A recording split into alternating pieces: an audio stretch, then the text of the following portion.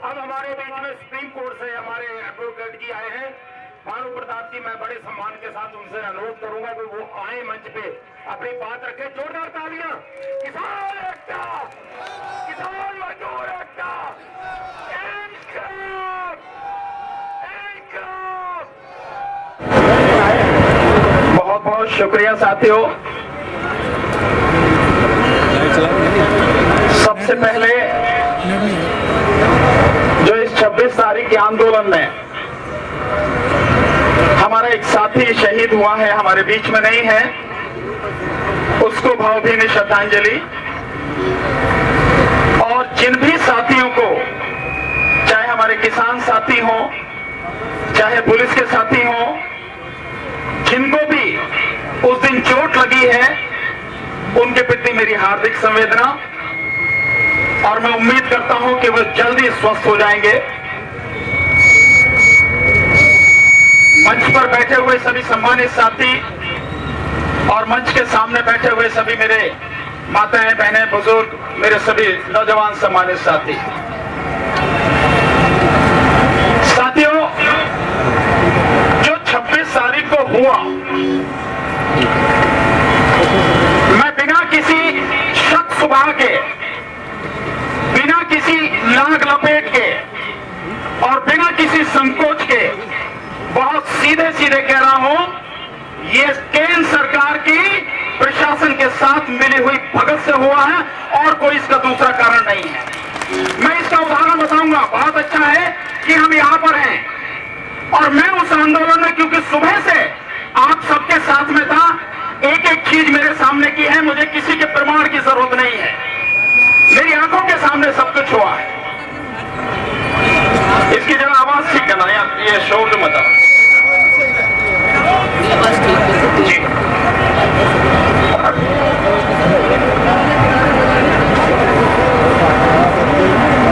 और इसके लिए साथियों, कोई गोदी मीडिया है या कोई और मीडिया है या कोई सरकार है या भाजपा के लोग हैं या आरएसएस के लोग हैं, ये क्या कह रहे हैं आपको इस पर किसी पर ध्यान नहीं देना है, क्योंकि वो सच बोल नहीं सकते, सच बोलने की उनकी हिम्मत नहीं है। अगर वो इतने ही फिक्रमंद हैं कि लाल किले पर झंडा फहरा दिया गया, तो क्या इस बात का जवाब है उनके पास में कि प्रधानमंत्री ने राष्ट्रीय धरोहर को किसी प्राइवेट कंपनी को, प्राइवेट व्यक्ति को कैसे दिया? दे इस बात के जवाब। ये उनकी जागीर तो नहीं थी, देश की संपत्ति है, आपने किस अधिकार से डालमिया को दे दिया वो? और एक नहीं है, ऐसे कितने उदाहरण हैं जो पूरा देश प्रधानमंत्री ने बेच दिया। आप पहले भी सुन चुके होंगे, साथी बता के गए होंगे, सोशल मीडिया पर लगातार आप देख रहे हैं, किसी भी आरएसएस के व्यक्ति में, किसी भी बीजेपी के व्यक्ति में और किसी भी दलाल और गुलाम मीडिया में इतनी हिम्मत नहीं है कि इस बात का जवाब दे सके और जिस आदमी ने झंडा फहराया प्राइम मिनिस्टर के साथ में बैठकर फोटो कैसे खिंचवा रहा, देना इस बात का जवाब। कैसे वो गृह मंत्री के साथ में बैठा हुआ मीटिंग कर रहा जवाब, उसके साथ में कैसे फोटो खींचे हुए हैं? हिम्मत है तो दो इसके जवाब। और थोड़ा और पीछे चले जाते हैं, ध्यान है राजस्थान के हाई कोर्ट पर भगवा लगाया गया था, कोई भूला तो नहीं होगा, जयपुर में जो घटना घटी थी, कौन थे वो लोग, क्या किया उस संतों ने? कुछ नहीं किया। और आज ये सारी घटना जो तुम्हारी द्वारा प्लांट है, इस सबको आप सारा आरोप किसानों पर मंड रहे हो। अब मैं आपको उस दिन की घटना पर ले जाता हूं, बाकी और जगह की छोड़ देता हूं, लेकिन यहां से इसकी गाजीपुर बॉर्डर की बताता हूं। आप देखिए इस साइड में रोड चल रही है, ये रोड इधर से जाने वाली है और ये भी रोड इधर से जाने वाली है, बराबर वाली रोड भी इधर ही जा रही है। ये 14 लेन का पूरा है हाईवे जो दिल्ली से लेके मेरठ तक है। और आपको ध्यान होगा, जब एक बाई इलेक्शन हुआ था, उस बाई इलेक्शन में ये यहीं तक रोड बनी थी, इससे आगे की बनी नहीं थी। तो देश के प्रधानमंत्री उस इलेक्शन को प्रभावित करने के लिए इसी पर 4 घंटे तक नाच रहे रहे थे, ये वही रोड है, ध्यान होगा सबको। ये 14 लाइन की रोड है। इस 14 लाइन की रोड पे चारों तरफ ट्रैक्टर थे। कहां जाएंगे जब इतनी संख्या में ट्रैक्टर है? स्वाभाविक यही रहेंगे। प्रशासन की क्या जिम्मेदारी है? प्रशासन की जिम्मेदारी है। और मैं आज की नहीं, अपनी इतनी बड़ी जिंदगी में मैंने तकरीबन 150 आंदोलनों में भाग लिया है और मैंने जानता हूं कि किस तरह से सारे कार्यक्रम होते हैं। जब प्रशासन ने हमें यहां से गाजीपुर फ्लाईओवर के नीचे से और फिर वहां से अप्सरा बॉर्डर जाकर वहां से फिर मोहननगर और फिर वहां से लालकुआं और लालकुआं से फिर इसी रोड पर आने का ये रूट हमें दिया था, तो क्या प्रशासन की जिम्मेदारी नहीं थी इस रूट को इस तरह से कॉरिडोर किया जाता, इस तरह से इस रूट को सुरक्षित किया जाता कि इधर से जितने भी ट्रैक्टर है, जितने भी साथी आते हैं उसी रूट में से होते हुए बहुत स्मूथली सब निकल जाते। क्या प्रशासन ने किया? ये नहीं किया। इस रोड में आप चले जाइए और इसके बराबर वाली ये 3 और 3 6 लाइन की रोड है। इसमें यहां से लेके और दिल्ली जब तक रिंग रोड आप टच नहीं करोगे कोई कट नहीं है, किसी भी तरह का कोई कट नहीं है। गांव का आदमी क्या जानेगा? यहां तो दिल्ली के रहने वाले, आसपास के गाजियाबाद के रहने वाले वो कई बार भटक जाते हैं। तो जो ट्रैक्टर यहां खड़े थे, जो लोग यहां खड़े थे, क्या प्रशासन की जिम्मेदारी नहीं थी कि बीच में से डिवाइडर हटा के और एक कॉरिडोर ऐसा बनाना चाहिए था जो सारे के सारे यहां से स्मूथली उस तरफ आते और उसके बाद गाजीपुर फ्लाईओवर जो है उसके नीचे से निकलते हुए वहां निकल जाते। किसकी जिम्मेदारी थी ये हम करते तो हम पर 427 का मुकदमा लगता, आईपीसी की धारा 427 का कि सरकारी संपत्ति को नुकसान पहुंचाया। डिवाइडर हम तो नहीं हटा सकते, पुलिस को हटाना था डिवाइडर, प्रशासन को हटाना था डिवाइडर, क्यों नहीं हटाया? क्यों? क्योंकि आपके आकाओं ने कह रखा था इस आंदोलन को बदनाम करना है और इससे बढ़िया कोई मौका नहीं है, इसलिए आपने बीच में से डिवाइडर नहीं हटाए, जिसकी वजह से ये सारी व्यवस्था गड़बड़ हुई। जिम्मेदार कौन है? आप है जिम्मेदार। मैं आपसे पूछना चाहता हूं, प्रधानमंत्री या गृह मंत्री कोई भी है, पूरी बीजेपी सरकार यहां आके आ जाए और इन दोनों लाइन में खड़ी हो जाए, अगर वो दिल्ली वहां तक यमुना पार करके रिंग रोड तक ना पहुंचे, बीच में कहीं कोई कट नहीं, तो कहां पहुंचेगी वो? अगर उसे जाना है तो रूट आपको क्लियर करना है, हमारी जिम्मेदारी नहीं है ये आपको करना था। आप बताइए कि जब बीच में डिवाइडर, उस तरफ डिवाइडर, इस तरफ डिवाइडर, जो लोग यहां खड़े हैं, सामने आपने कंटेनर लगा रखे हैं, रोड को ब्लॉक करा हुआ है, कहां जाएगा आदमी? जो आम जनता है, जो लोग आए हैं किसान, उन्हें तो मालूम है ना कि जब परमिशन आपके पास में है फिर डिवाइडर क्यों लगा रखा आपने, ये आपने बैरिकेड क्यों लगा रखे, कंटेनर डाल के क्यों लगा रखे, कहां जाएगा? और आपने ऐसा भी नहीं किया कि यहां से चलते हुए अगर आपको यह होना था, आपका प्लान यह होना था कि अगर कुछ लोग इधर भी चले जाएं तो आप रिंग रोड पर वहां रोकते और वहां लोगों को यू टर्न घुमा के और कहते कि ये रोड नहीं है, ये है आपका। हमारी जिम्मेदारी क्या थी? हमारी जिम्मेदारी थी सभी साथियों को जो रूट दिया गया उस पर ले जाएं। मैं भी वही था, मंच के संचालन करने वाले बहुत सारे लोग, इस सारे गाजीपुर इस बॉर्डर की इस सारे मोर्चे की व्यवस्था देखने वाले संत बाबा जी भी हमारे साथ में थे, राकेश टिकैत जी साथ में थे। राकेश टिकैत जी ने हम सबने हाथ जोड़ के जो साथी उधर जाना चाहते थे गाजीपुर फ्लाईओवर के नीचे से सबको इधर भेजा हमने, वहीं पर हमारी आंखों के सामने का है सारा। और उसके बाद जो साथी आगे चले गए, मैंने खुद रिक्वेस्ट की कि आप 4-5 लोग जाइए, जो आगे चले गए हैं उन्हें वापस लेकर आइए, क्योंकि वो पुलिस की बात नहीं मानेंगे, इसलिए हमें जाना पड़ेगा। तो 4-5 साथी यहां से वहां गए और उनको वहां से वापस लेकर आए, लेकिन उससे पहले जो लोग रिंग रोड पार करके आगे निकल गए वो निकल गए। हम क्या कर सकते हैं उसमें? कोई भी क्या कर सकता है? जिम्मेदारी किसकी थी? जिम्मेदारी थी प्रशासन की, शासन की, पुलिस की जिम्मेदारी थी। लेकिन जब तुम्हारी नीयत ही खराब हो तो तुम जो चाहते हो वो करोगे, क्योंकि ताकत तुम्हारे हाथ में, सब कुछ तुम्हारे हाथ में। मैं जरा पूछ सकता हूं सरकार से या पुलिस प्रशासन से, जब लाल किले पर 15 अगस्त का प्रोग्राम होता है,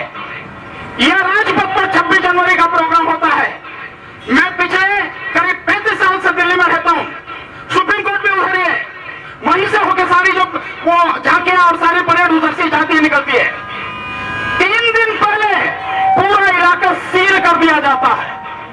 राजपथ से लेकर उधर का जितना भी इलाका है, चाहे वो हाई कोर्ट हो, पटियाला हाउस कोर्ट हो, सुप्रीम कोर्ट हो, उधर का सारा इलाका लाल किले तक पूरी तरह सील कर दिया जाता है।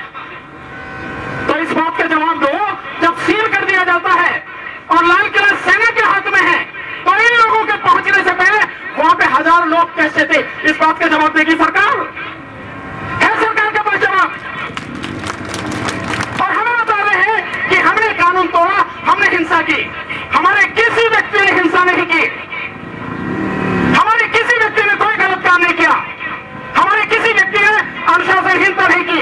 ये तुम्हारी ही नाकामयाबी थी, तुम्हारी साजिश थी, जिसकी वजह से हमारे कुछ साथी भटके और उन्हें आगे जाके आपको रास्ता दिखाना तो वो आपने नहीं किया, उसका सारा इल्जाम हम पे थोप दिया, जिसकी वजह से कितने लोगों को चोट आई।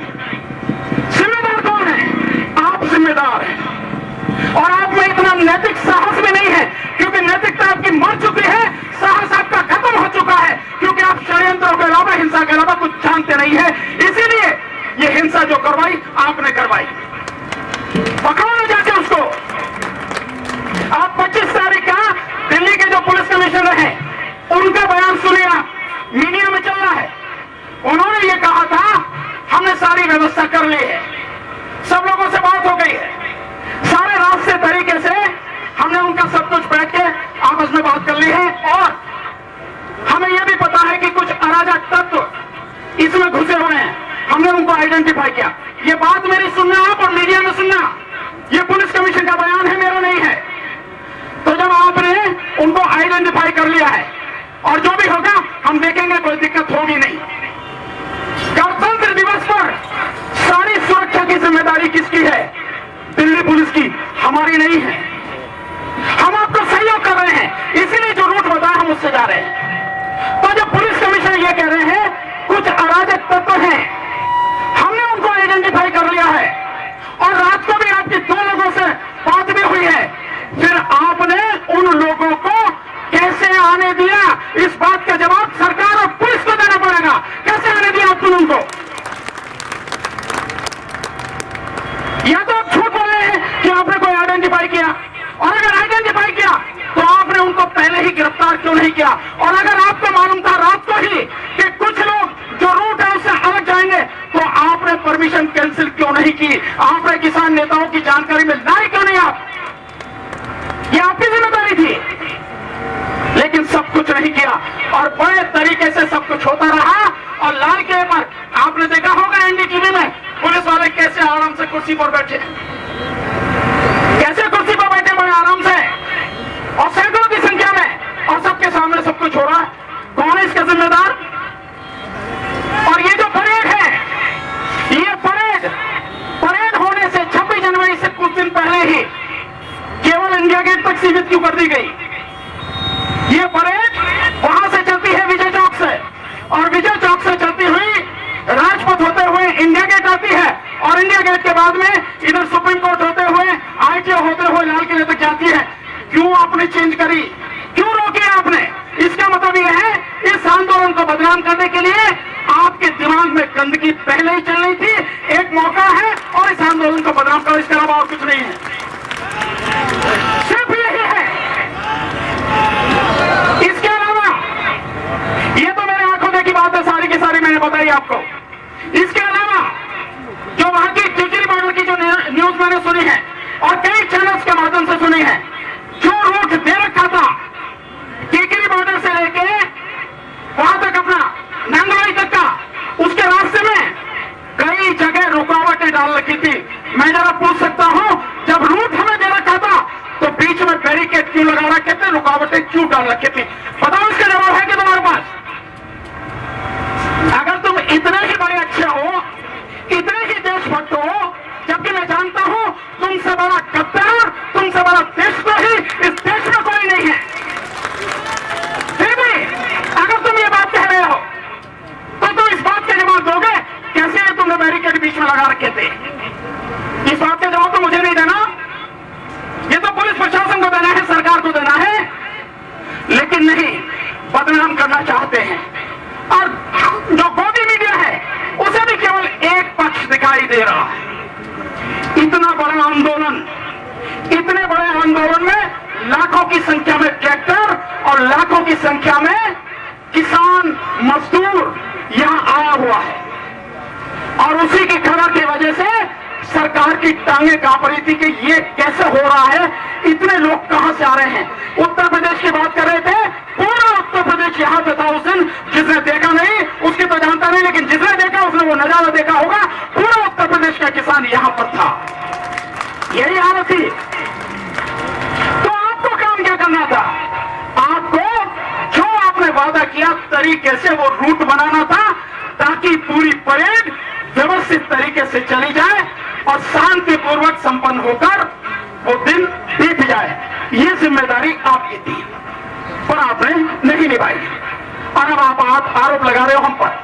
और फिर भी इस घटना को जो हुई है, थोड़ी सी लाल किले पर हुई, लाल किले के बाद में थोड़ी सी ITO पर हुई, जहां पर हमारा एक साथी शहीद हो गया।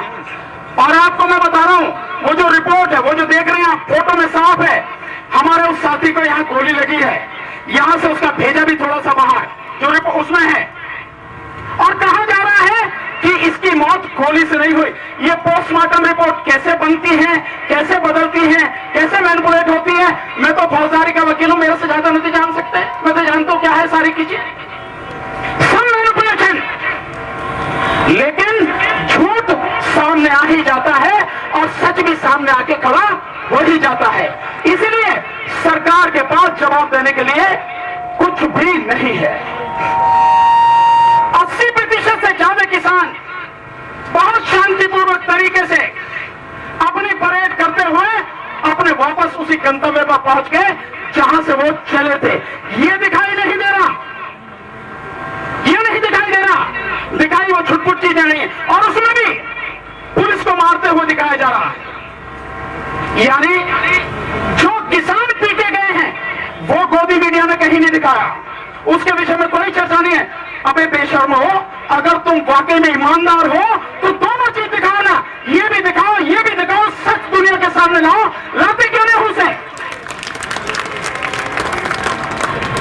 नहीं लाएंगे क्योंकि अंदर से डरे हुए हैं। और अब जिन लोगों के खिलाफ FIR हुई है, योगेंद्र यादव जी को कोई कह देगा कि योगेंद्र यादव जी असभ्य व्यक्ति हैं, वो तो कठोर शब्द भी नहीं बोलते हैं, वो तो इतना प्यार से बोलते हैं, इतने सभ्य तरीके से बोलते हैं, फिर भी उनका नाम और उनके बीच में अपील भी है कि जो भी साथी हैं वो सारे साथी इस चीज को कोई भी नहीं करे और चुपचाप अपने पहुंचे उसी गंतव्य पर जहां है। ये उनकी अपील भी है बीच ही में, सबने सुनी होगी, आप लोग सुने।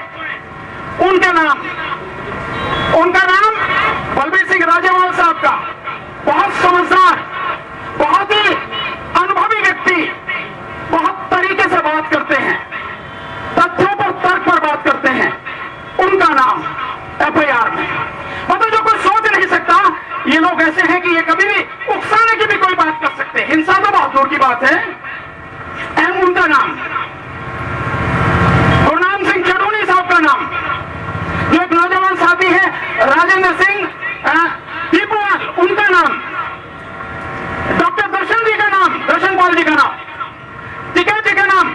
अगर कोई होता तो मैं तो अलग बात थी, और मेरी आंखों के सामने इन्होंने हाथ जोड़कर टिकैत जी ने ट्रैक्टर वाले साथियों को रोका और इस तरफ जो रूट है उस पर उसको सबको भेजा।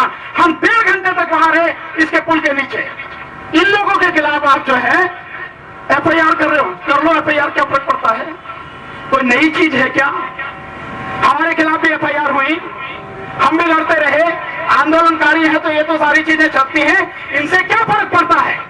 ले जाओ उठा के, जेल में रहेंगे क्या? हमारे विचारों को बदल दोगे क्या? हमारी ताकत को छोड़ दोगे क्या? हमारे हौसले को बस कर सकोगे? किसी कीमत पर नहीं।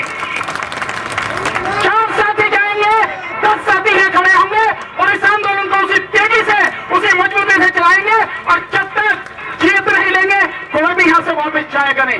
देखते हैं तुम्हारे कितने अत्याचार करते हो। आज की बात हो रही है,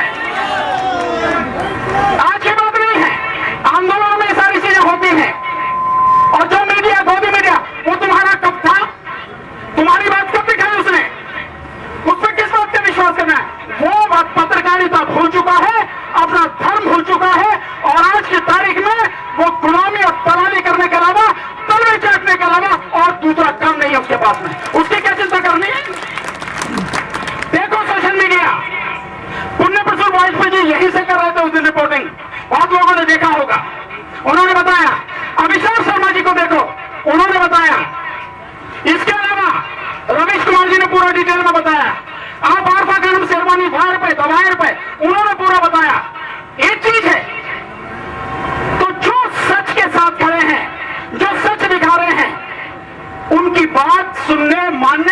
देने की जरूरत है, जो गुलाम है उनकी बात पर जरा भी कान देने की जरूरत नहीं है। जेल में डालने हमें कोई फर्क नहीं पड़ता। हमारे जो साथी चले गए हैं, जो पुलिस डराने की कोशिश कर रही है, साथियों ये जिंदगी और मौत का सवाल है। क्या आप ये मस्ती करने आए हैं? नहीं ना। क्या आप यहाँ पर किसी तरह का मनोरंजन करने आए हैं?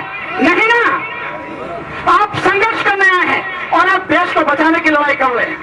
मैंने कितनी बार मीडिया को बताया है, जो भी सोशल मीडिया के साथी हैं, यहां से भी बोला है और हर चीज को, कानून की एक एक चीज को बहुत तरीके से समझाया है।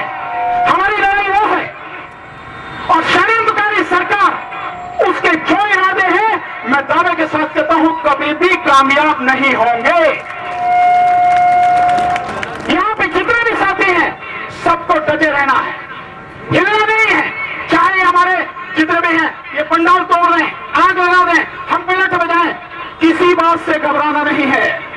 ध्यान रखना, इस देश की आजादी के लिए हमारे कितने ही शहीदों ने अपने जीवन का बलिदान दिया। मुफ्त में नहीं मिली है, ये बड़ी मेहनत से मिली है, बड़े बलिदानों से मिली है। हमारे नौजवान, हमारे कितने ही साथी शहीद हुए तब जाके मिली है। तो आप क्या समझ रहे हो, ये कानून ऐसे ही वापस हो जाएंगे? ये जिंदगी और मौत का सवाल है। क्या ऐसी सरकार यूं ही मान जाएगी? नहीं मानेगी। लेकिन हमारे हौसले में किसी तरह की कमी नहीं आनी चाहिए। मैं आपके सामने खड़ा हूं, मेरे खिलाफ कितनी एफआईआर हुई, लेकिन आज तक उसी तरह से बोलता हूं, उसी तरह से चलता हूं, ना किसी से डरता हूं और ना ही किसी से दबता हूं। सच बोलने में मैं कभी पीछे नहीं रहा, कोई दिक्कत नहीं है। यहां नहीं तो जेल में बैठेंगे और जेल में जो साथी वो भी तो हमारे ही हैं, उन्हें बताएंगे भैया आंदोलन क्या है, उसे कोई रोक लेगा हमें? अरे वहां भी अपनी फौज तैयार करेंगे, क्या दिक्कत है? वहां भी अपने साथी तैयार करेंगे। हमें सबको बताना है, इसलिए डरना नहीं। डरे हुए वो लोग, उन्हें मालूम नहीं था कि पूरा देश जाग चुका है। 26 तारीख को केवल यहां नहीं, देश के भिन्न भिन्न प्रदेशों में यही रैलियां हो रही थी। कर्नाटक के विषय में आपने सुना होगा, आपने बॉम्बे के विषय में आजाद मैदान में कितनी बड़ी संख्या में हमारे किसान साथी बैठे हैं। तमिलनाडु में कितनी जगह चल रहा है, पश्चिम बंगाल में कैलकाटा में चल रहा है, धर्मगंगापुर, पटना में चल रहा है, बिहार में कौन सी ऐसी जगह जहां नहीं चल रहा?